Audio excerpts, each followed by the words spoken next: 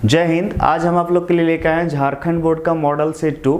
याद रखिएगा, इस मॉडल सेट 2 हो या 1 हो, जो भी हो, इसका हम सीरीज लेके आ रहे हैं। मॉडल सेट 1 हम पहले ही रिलीज कर चुके हैं, आज मॉडल सेट 2 है। याद रखिएगा, इससे कन्फर्म आपके एग्जाम में क्वेश्चन आना ही आना है, इसलिए सभी बच्चे इसका तैयारी ध्यान से करें। कारण क्या है, आपका एग्जाम हर साल नहीं आता है, सिर्फ एक बार आता है। क्लियर है?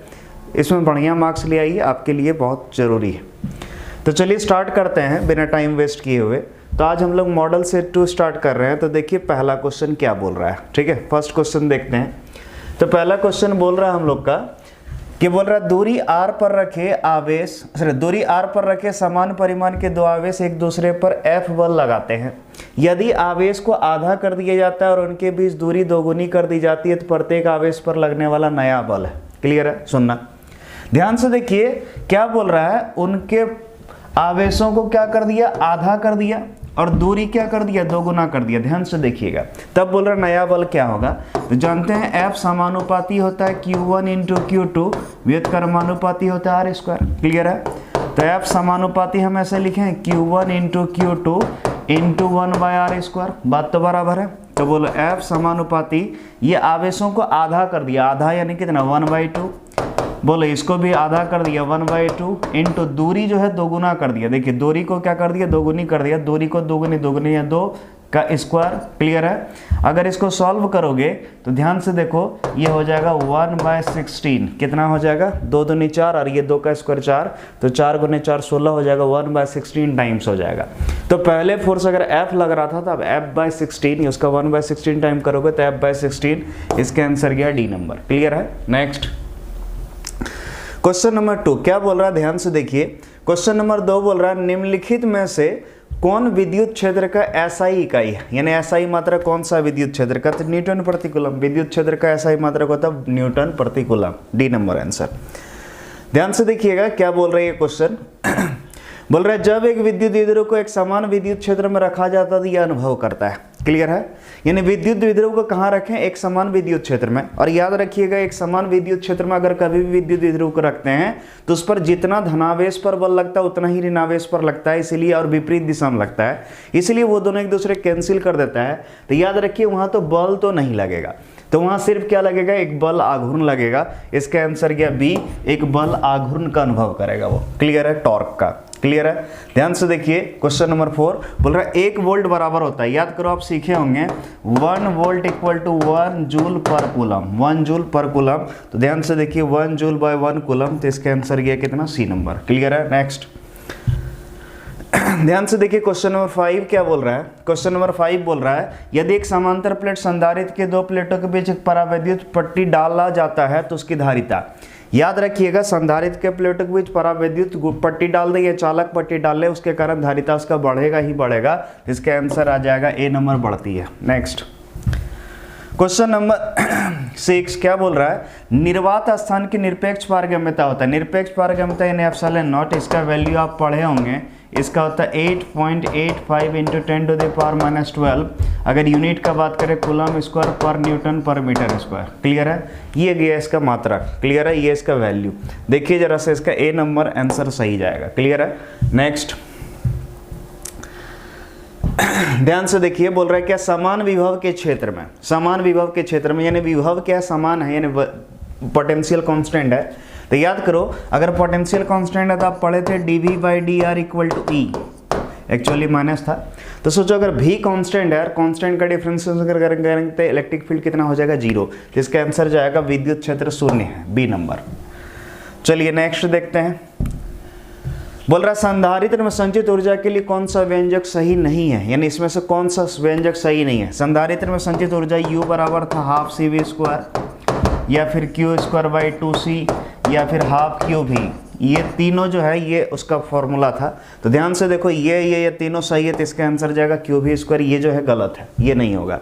नेक्स्ट ध्यान से देखिए क्या बोल रहा है क्वेश्चन नंबर 9। क्वेश्चन नंबर 9 हम लोग का बोल रहा है विद्युत फ्लक्स का SI मात्रक है, विद्युत फ्लक्स का। तो विद्युत फ्लक्स का SI मात्रक याद करो, विद्युत फ्लक्स का फॉर्मूला था φ = E × A E vector dot A vector, तो याद करो विद्युत क्षेत्र का मात्रक था न्यूटन प्रति कूलम, एरिया का होता है मीटर स्क्वायर, तो होगा न्यूटन प्रति कूलम मीटर स्क्वायर। इसको अच्छे से लिख सकते हैं न्यूटन मीटर स्क्वायर प्रति कूलम। क्लियर है, न्यूटन मीटर, ये देखिए ये नहीं, यही ऑप्शन मिल गया, न्यूटन प्रति coulomb metre square, C number. Next question number 10 क्या बोल रहा है? बोल रहा है गॉस के नियम के लिए मानी जाने वाली सतह कहलाती, किसके? गॉस के नियम के लिए। गॉस के नियम के लिए मानी जाने वाली सतह जो कहलाएगा वो कहलाएगा गॉसीय सतह। क्लियर है, कौन सतह? गॉसीय सतह। नेक्स्ट ध्यान से देखिएगा question number 14, sorry question number 11, question number 11 क्या बोल रहा है? क्वेश्चन नंबर 11 देखिए, बोल रहा है एक विद्युत आवेश Q को भुजा A के घन के केंद्र पर रखा गया है तो एक फलक पर विद्युत फ्लक्स होगा। ध्यान समझना, घन बोल रहा है, क्या बोल रहा है? घन। अब जरा ध्यान से देखना है, इस तरह का मान लो ये घन है, इसका भुजा कितना दिया है, इसके केंद्र पर जो आवेश है Q है, तो आपको पता होना चाहिए कोई भी बंद सतह अगर रहे उसके संबंध विद्युत फ्लक्स का मान पढ़े थे, कुल विद्युत फ्लक्स का मान उस सतह के अंदर उपस्थित आवेश बाय एप्सिलॉन नॉट के बराबर होता है।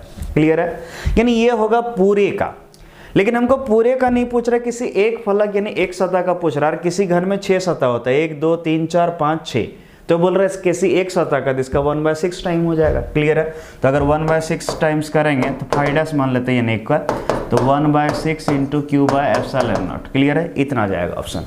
ठीक है, तो देखिए जरा सा कितना है, तो देखिए ये जाएगा ए नंबर। क्लियर है, ए नंबर इसका answer. Next question number 12, question number 12 क्या बोल रहा है? देखिए ध्यान से, बोल रहा है ओम का नियम का पालन किया जाता है। ओम का नियम, तो याद रखिए ओम का नियम सिर्फ जो पालन करता है वो चालक करता है, गलती से नहीं छपा था, तो इसका जाएगा ए नंबर आंसर, चालक। क्लियर है, नेक्स्ट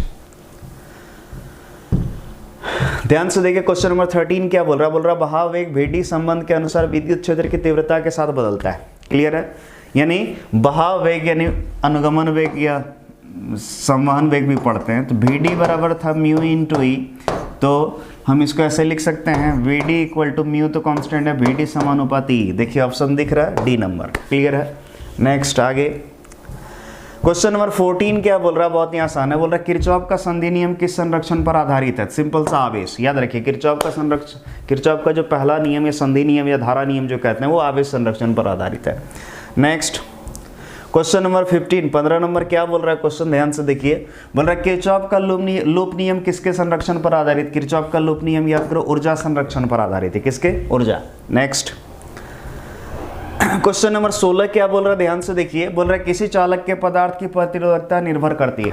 ठीक है, किसी चालक का प्रतिरोधकता, याद रखिए प्रतिरोधक लंबाई, अनुप्रस्थ काट, क्षेत्रफल, ये सब पर निर्भर नहीं करता। किस पर निर्भर करता? ताप पर या पदार्थ के प्रकृति पर। अगर पदार्थ की प्रकृति भी रहता तो वो जाता, लेकिन यहाँ ताप था तो ये जाएगा। क्लियर है, नेक्स्ट क्वेश्चन नंबर 17 क्या बोल रहा है? ध्यान से देखिए, बोल रहा है यदि n सेल प्रत्येक विद्युत वाहक बल और आंतरिक प्रतिरोध को समांतर क्रम में जुड़े हैं तो कुल विद्युत वाहक बल और आंतरिक प्रतिरोध होगा। यानी सुनना, n सेल है, n यानी सेल का संख्या n और हर एक का विद्युत वाहक बल E है और आंतरिक प्रतिरोध आ रहा है और उसको समांतर में जोड़े हैं।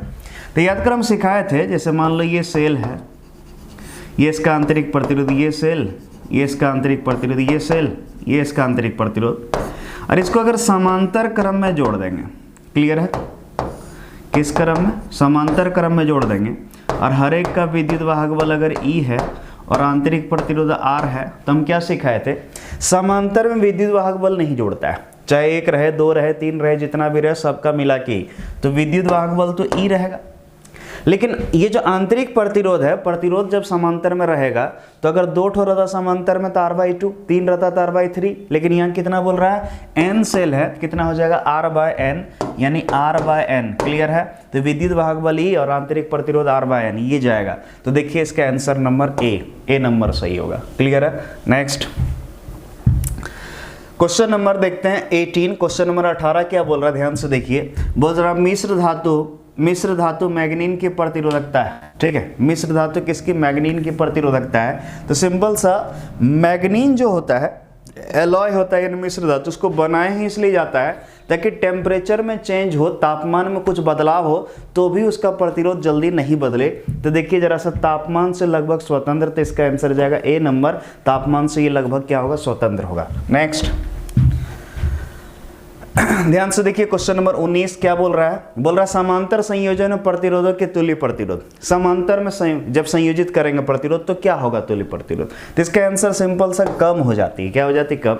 जैसे आप इस तरह समझिए, इमेजिन कीजिए एक 10 ओम का प्रतिरोध है और एक दूसरा भी 10 ओम है, ठीक है। अगर इसको समांतर में जोड़ोगे तो देखना इसका वैल्यू आएगा 5 ओम। तो बोलो घटा कि नहीं घटा, घट गया। याद रखना समांतर में जोड़ेंगे घट जाएगा, श्रेणी में जोड़ते तो बढ़ता। क्लियर है, तो इसलिए इसका आंसर जाएगा बी, कम हो जाती है। क्वेश्चन नंबर 20 क्या बोल रहा है, बोल रहा है व्हीट स्टोन ब्रिज में यदि बैटरी और गैल्वेनोमीटर का आपस में बदल दिया जाए तो गैल्वेनोमीटर का विक्षेपण होगा। ध्यान समझना, व्हीट स्टोन सेतु अगर याद हो इस तरह करके था, दो ज्ञात प्रतिरोध था P और Q, यहाँ पर था एक प्रतिरोध बॉक्स RB और यहाँ पर था एक अज्ञात प्रतिरोध जिसको S मानते थे, बहुत बुक में SX भी लिखा रहता है। और ये गैल्वेनोमीटर है और ये एक बैटरी है। क्लियर है। क्वेश्चन बोल रहा है कि ये जो बैटरी है इस दोनों कोने में जो जुड़ा है इसको हटा के इस दोनों कोने में जोड़ दे, ठीक है, इस दोनों सिरे से। ये गैल्वेनोमीटर इस दोनों में जोड़ दें तो क्या होगा, तो कुछ भी बदलाव नहीं होगा। ठीक है, कारण क्या है, कोई भी दो कोनों यानी इसके बीच या फिर इसके बीच बैटरी जोड़ने से कोई मतलब नहीं, कोई भी दो कोना के बीच जोड़ना होता है। क्लियर है, तो इसका आंसर है कोई भी परिवर्तन नहीं होगा, तो इसका आंसर जाएगा नहीं बदलेगा। यहाँ लिख दिया नहीं बदला, लेकिन कोई टेंशन नहीं। ठीक, चलिए क्वेश्चन नंबर 21 क्या बोल रहा है, ध्यान से देखते हैं। बोल रहा है समांतर धाराओं और समांतर विपरीत धाराओं की प्रकृति है। ध्यान समझिएगा, क्वेश्चन अच्छे से नहीं एक्सप्लेन किया लेकिन आप समझने की कोशिश कीजिए। दो समांतर धारा है यानी समांतर यानी सेम डायरेक्शन में चल रहा है I1 I2, और प्रति समांतर या फिर विपरीत दिशा में कैसे होगा, ये I1 ऊपर तो I2 किधर नीचे, तो इसके बीच क्या होगा। तो याद कर हम सिखाए थे कि समांतर जब चलेगा यानी सेम डायरेक्शन में चलेगा तो वो आकर्षित करेगा और विपरीत दिशा में चलेगा तो वो विकर्षित करेगा। ये मैग्नेटिक फील्ड चैप्टर में पढ़े होंगे यूनिट 3 में, कुछ आपको हम इस तरह करके सिखाए थे। क्लियर है, तो देखिए क्या बोल रहा है, समांतर धाराएं प्रतिकर्षित करती है और समांतर विपरीत धाराएं आकर्षित करती है। पहला आंसर तो नहीं जाएगा, समांतर धाराएं आकर्षित करती है और समांतर विपरीत धाराएं पीछे हटती है, तो इसका आंसर जाएगा बी नंबर, बिल्कुल सही। ठीक है, ये सही है, बी नंबर। नेक्स्ट क्या बोल रहा है, क्वेश्चन नंबर 22। क्वेश्चन नंबर 22 को देखते हैं। बोल रहा है एक आवेशित कण एक समान चुंबकीय क्षेत्र B में भी वेग के साथ इस वृत्ताकार पथ पर चल रहा है। यदि आवेशित कण का वेग दोगुना कर दिया जाए तो चुंबकीय क्षेत्र की तीव्रता और चुंबकीय क्षेत्र की तीव्रता आधी कर दी जाए तो त्रिज्या हो जाएगी। यानी ध्यान समझना, यहाँ वेग दोगुना कर दिया है, त्रिज्या जो है सॉरी चुंबकीय क्षेत्र का तीव्रता आधा कर दिया, तो त्रिज्या क्या होगा पूछ रहा है। तो दिमाग में सेट करो, जब भी चुंबकीय क्षेत्र में कोई आवेशित गति करता है वृत्ताकार गति, तो उसका त्रिज्या का फॉर्मूला था, याद करो, mv/qb। mv/qb, तो यह m और q में तो कोई चेंज नहीं हो रहा, सारा यहाँ v और b का खेल है। तो r समानुपाती v यानी वेग क्या कर दिया दोगुना, तो बोल चलो ये दोगुना हो गया। और ये चुंबकीय क्षेत्र की तीव्रता कितना कर दिया, आधा, यानी b का वैल्यू अगर 1/2 कर दें, इसको ऊपर ले जाएंगे तो कितना हो जाएगा 4, तो सिंपल सा त्रिज्या जो है 4 गुना हो जाएगा। क्लियर है, तो इसका आंसर जाएगा 4 गुना, बी नंबर। क्लियर है। नेक्स्ट क्वेश्चन नंबर 23 क्या बोल रहा है, चुंबकीय फ्लक्स की SI इकाई है। चुंबकीय फ्लक्स की SI तो वेबर, याद रखना चुंबकीय फ्लक्स का SI मात्रक होता है टेस्ला मीटर स्क्वायर या फिर वेबर।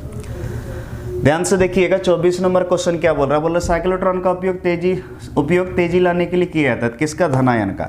याद रखिए साइक्लोट्रॉन का उपयोग जब भी करते हैं वो धनावेशित कण को यानी धनायन को त्वरित करने के लिए करते हैं, तो इसका आंसर जाएगा सी नंबर। क्लियर है। नेक्स्ट अगर 25 नंबर क्वेश्चन देखा जाए तो क्या बोल रहा है, ध्यान से देखिए, बोल रहा त्रिज्या r के एक धारावाही वृत्ताकार लूप के केंद्र पर चुंबकीय क्षेत्र B है। अब सिंपल सा, अगर मान लो कोई धारावाही वृत्ताकार लूप है जिसमें करंट इमेजिन करो I चल रहा है, त्रिज्या r है, तो इसके केंद्र पर चुंबकीय क्षेत्र B बराबर हम सिखाए थे μ0I/2r, μ0I/2r।